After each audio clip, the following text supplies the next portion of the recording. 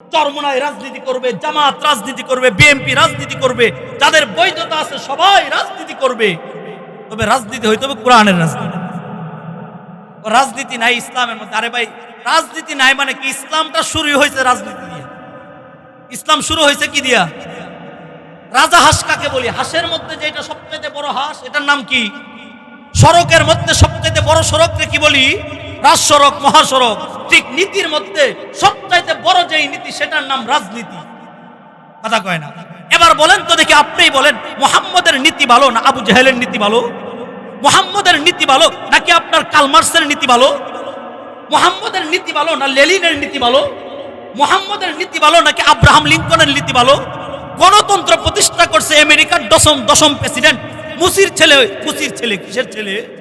তিনি 10তম প্রেসিডেন্ট। তিনি একটা থিওরি লিখছে, থিম লিখছে, দেশ কিভাবে চলবে, মানুষ কিভাবে পরিচালিত হবে, রাষ্ট্র কিভাবে পরিচালিত হবে।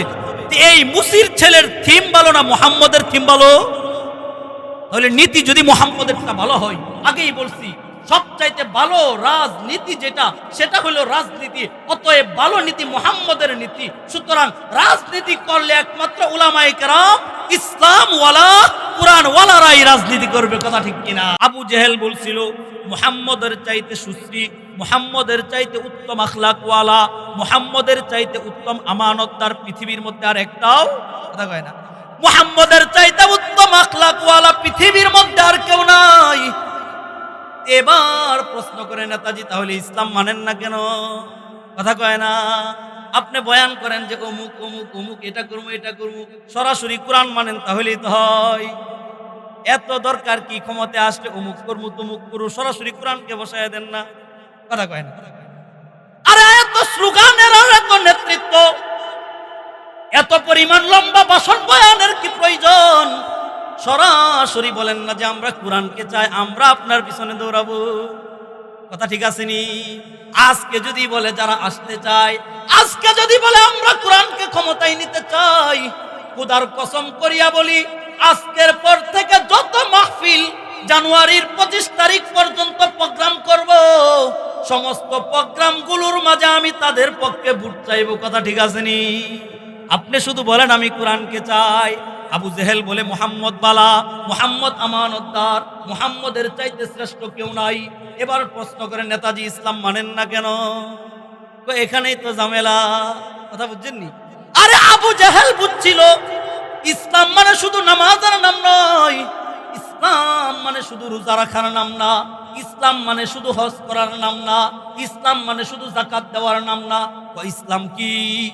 কবাবে ইফআলের মাজদার আল ইসলামু, রাহগার দেয় না, নিজেকে পরিপূর্ণ মিটায় দেওয়া, নিজেকে আত্মসমর্পণ করা, নিজের দাও লাও হয়ে যাওয়া, ইসলামকে দাও বানায়া দেওয়া।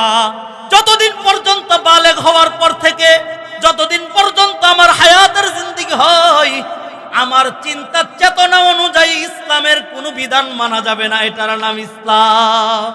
কথা কয় না? একেবারে বালেগ হওয়ার পর থেকে নামাজ কিভাবে পড়বো নেতা মুহাম্মদ, রোজা কিভাবে রাখবো নেতা মুহাম্মদ, হজ কিভাবে পড়বো নেতা মুহাম্মদ, ইস্তেঞ্জা করার পরে মালাবুদ্দার কথা আপনারা জানেন। আরে ইসলাম কেমন পরিপূর্ণ বিধান, ইসলাম কেমন শান্তির বিধান, ইসলাম কেমন আনুগত্যের বিধান দেখেন না? ইস্তেঞ্জা করার পর পুরুষ মানুষ টিস্যু কোনভাবে ব্যবহার করবে? আগে সামনেরটা নিবে না আগে পিছনেরটা নিবে? শীতকালে এক মাসালা, গরমকালে আরেক মাসালা।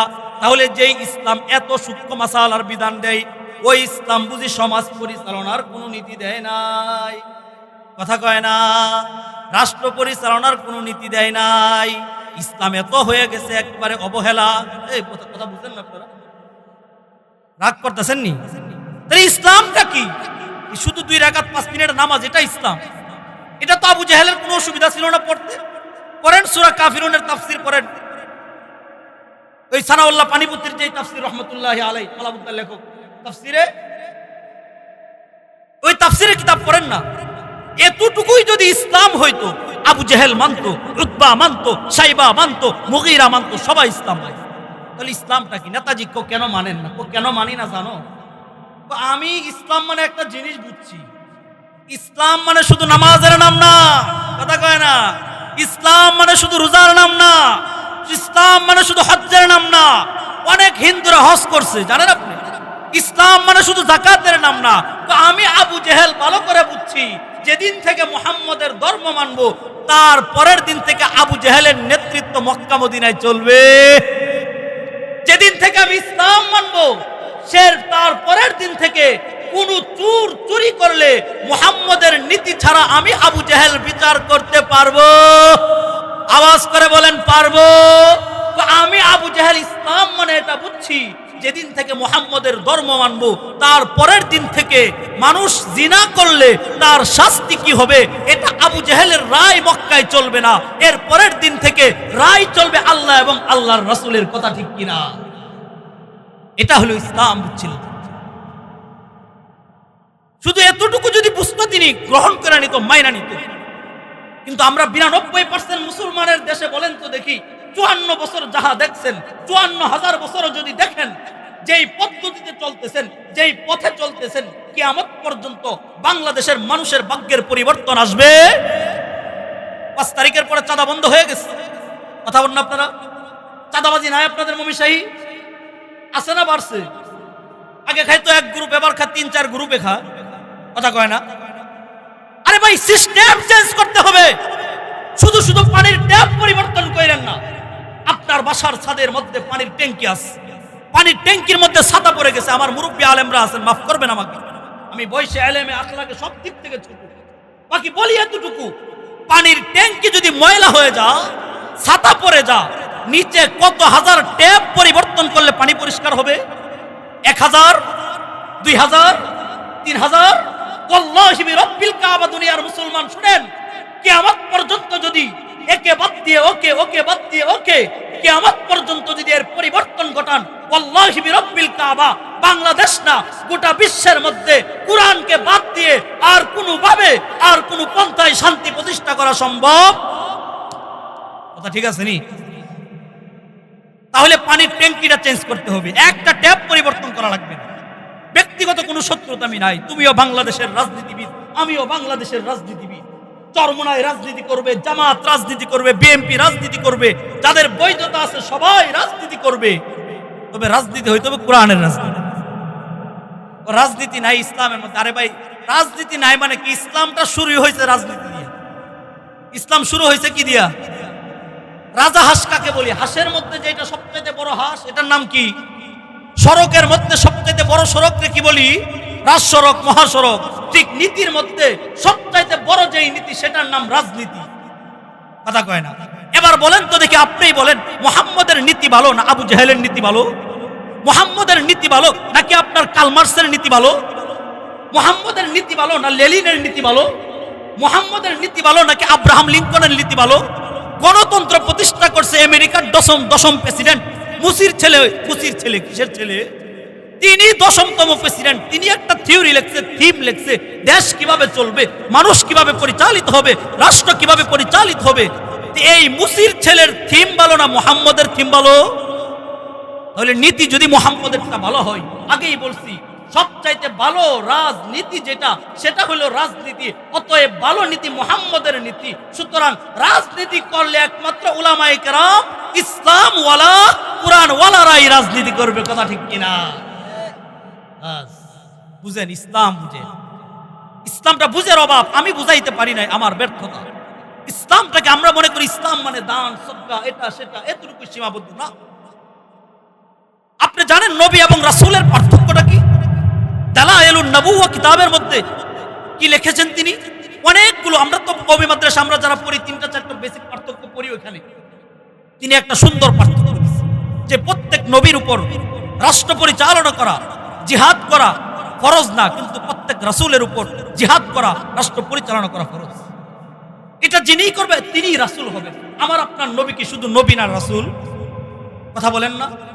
সুতরাং মুহাম্মাদের কুনতুম খায়রা উম্মাতিন উখরিজাত লিন-নাস তা'মুরুনা বিল মারুফ ওয়া তানহাউনা আনিল মুনকার। শুধু সৎ কাজের আদেশ দিলেই অসৎ কাজ সমাজ থেকে বন্ধ করা যায়? আপনি বলেন তো দেখি, এক ভাই মদ খাচ্ছে আপনার সামনে, আপনি প্রতিদিন গাছ নিয়ে যান, তাবলীগ যান, চরমোনাইওয়ালারা যা, কত বছর নামাজের দাওয়াত দিলে সে মদ বন্ধ করবে? একদিন মিটিং করেন, মিছিল করেন, প্রতিবাদ করেন, আমার এলাকার মধ্যে কোনো ঘুষখোরকে আমি থাকতে দিব, পরের দিন এই ঘুষখোর থাকবে এলাকায়। তাহলে তা'মুরুনা বিল মা'রুফ, সৎ কাজের আদেশ এক জিনিস, ওয়া তানহাউনা আনিল মুনকার, অসৎ কাজের বাধা প্রদান আরেক জিনিস। কথা কোন ঠিক কিনা? এটা নাই, এটা করতে হবে মেরে মুহতারাম ভাইও। তাহলে আবু জেহেল বলছে নেতাজি ইসলাম মানেন না কেন? আবু জেহেল বলে আসলে ইসলাম মানি না এই কারণে, আমি যদি শুধু জানতাম ইসলাম মানে একটু নামাজ, একটু রোজা, একটু হজ, তাহলে মানতাম। আমি বুঝছি ইসলাম মানে ভেজাল আছে। ইসলাম মানার পরে আর সুদের কারবার চলবে, ইসলাম মানার পরে আর ঘুষের কারবার চলবে, ইসলাম মানার পরে আর গণতন্ত্রের রাজনীতি চলবে। এবার দেখেন 92% কুয়েশা দ্বারা আরো বুঝবেন, আরো বুঝেন। প্রথমেই বলছিলাম আজকে আমরা বয়ান শিখবো দুই কারণে আমল দামি হয়। কয় কারণে? কামিয়াত বাড়তেছে, আলেম বাড়তেছে, মুফতি বাড়তেছে, মুহাদ্দিস বাড়তেছে, তাবলীগ ওয়ালা বাড়তেছে, কিন্তু যেই রূহ, যেই পাওয়ার, যেই দিলের পাওয়ার কানেক্ট হয় রব্বে কায়নাতের সাথে, ওই পাওয়ার দিন দিন কমে যাচ্ছে। এই পাওয়ার বাড়বে দুই কারণে। কয় কারণে বলেন? কয় কারণে? এক নাম্বার, আমার নামাজ, আমার রোজা, আমার হজ, আমার যাকাত, আমার দান, আমার তাবলীগ, আমার চরমনায়, আমার সারসিনা, আমার যত দল আছে, মত আছে, সব কিছু ইন্না সলাতি ওয়া নুসুকি ওয়া মাহইয়ায়া ওয়া মামাতি লিল্লাহি, কার জন্য? সব কার জন্য করব? এবার আপনি নামাজে যান, ফিরার সময় মনে মনে ভাব থাকে দেখি আমার কেউ দেখছিনি, নামাজ পড়ে যাইছে। কথা কয় না? এই যে আমল নষ্ট হয়ে গেছে, আমলের রূহ চলে গেছে, আমলের খোরাক চলে গেছে। আপনি হজ করছেন, এবার আয়েশা বাপসাপ নিয়েছেন, দেখি কেউ হাজির সাহেব বলেনি আমার। কথা কয় না? আরে ভাই, আমি আমার বয়ান করতেছি, আমার দিলের অবস্থা যে বয়ান করে দিই মানুষ একটু ভালো কয়। আমি আমার নিজের মিস্তাক, মানে আমি এটার মাজদার নিজে, আমি নিজে এটার মার্জা। আমি কিছুদিন আগে সৌদি, উমরা, মিশর, দুবাই, 3 দেশে আসার পরে দেখি এটা শয়তানের দুকাটা বলতেছে, মানে কেমন জানি একটু ভাব আসছে হালকা সোজা হিসাব দিয়ে। যেমন আমি উমরা করে আসছি, মানে একটা আলাদা মানুষ একটু ভালো করে জিগাই। এই যে বাপ শয়তানে রিকশাওয়ালার যেভাবে ধোঁকা দিব, একজন আলেমকে এত সহজে ধোঁকা দিব। সহিহ বুখারীর হাদিস আছে, আপনারা জানেন, মুআবিয়াকে রাদিয়াল্লাহু তাআলা আনহুকে কিভাবে তাহাজ্জুদ থেকে একদিন উঠাইছে, এরপরের দিন শয়তান তারা জাগাইয়া দিছে। একদিন তাহাজ্জুদ মিস করাইছি 2 রাকাতের, কান্না কইরা সারা দিনে 100 রাকাতের সব পাইছে। এরপরের দিন ডাকে এভাবে ডাকে, এই উঠেন। মুআবিয়া কাতেবে ওহি না, ওহি লেখক ধরে লইছে, এই তুমি কে? আমি শয়তান। এই শয়তান আবার ভালো কাজ করে না। হুজুর ভালো কাজ করি না, ও কালকে আপনার 2 রাকাত তাহাজ্জুদ মিস করছিলাম, আপনি আল্লাহর কাছে এত কান্নাকাটি করছেন, 100 রাকাতের সব পেয়ে গেছে। চিন্তা করলাম সব আমরা 2 রাকাতের মানে 100 রাকাত পাওয়ার দরকার নেই। তাহলে শয়তান কি ভালো কাজ করে? সমাজের কিছু খারাপ মানুষ আছে, আপনারা অনেক সময় এই বুদ্ধি ওই বুদ্ধি দিব, বুদ্ধি নেওয়ার আগে চিন্তা করবেন এই তো মানুষটা ভালো না, এত ভালো বুদ্ধি দেওয়ার লোক না। আচ্ছা যাই হোক, কথা অন্যদিকে চলে গেছে। তাহলে কি বলতেছিলাম, শয়তান সবাই এক তরিকায় ধোঁকা দেয় না। আমাদের আমল সুন্দর হবে কয় কারণে বলেন? কয় কারণে? 2 কারণে। এক নাম্বার, আমার যত ইবাদত করব সব কিছু কার জন্য? নামাজে দাঁড়াইছে মালিক তোমার জন্য, আর কেউ না, আর কেউ না, আর কেউ না, শুধু তুমি তুমি তুমি তুমি বাস। আরেকটা হলো তরিকা হইতে হবে মুহাম্মদের। আপনি নামাজ পড়লেন অনেক, তরিকা ঠিক নাই, হবে না। মুহাম্মদের পদ্ধতি বাদ দিয়া অন্য পদ্ধতি, আবেগে নবীরে ভালোবাসতে বাসতে আল্লাহর গুণ, গায়েব জানার গুণ নবীজিরে দিয়া দিলেন। বলেন তো এটার মধ্যে তার খুলুসিয়াতের কমতি আছে? দিলের যে আল্লাহর জন্য এটা কমতি আছে? কমতি নাই, কিন্তু পদ্ধতি কাটটা হয় নাই। আপনি সেজদা দেন মসজিদেও, আল্লাহ মসজিদেও সেজদা দেই, যা কবর মাটির জিনিস এটারও সেজদা দিই। ভালোবাসা আবেগে দিয়া দিলেন। এই আবেগে কি ইসলাম চলে? আবেগে দিন চলে? পদ্ধতি কার হইতে হবে? মুহাম্মদুর রাসূলুল্লাহ। আপনি স্ত্রীকে অনেক ভালোবাসেন, খুশি থেকে ডাকতেছেন আম্মা উঠো দরজাগুলো, স্ত্রী থাকবো না যাইবো? তাহলে নবীকে ভালোবাসতে হবে। ভালোবাসতে বাসতে আল্লাহর গুণ নবীকে দেওয়া যাবে না। কথা কয় না? ভালোবাসতে বাসতে নবীকে আলিমুল গায়ব বলা যাবে না। ভালোবাসতে বাসতে নবীজিকে হাজির নাজির বলা যাবে না।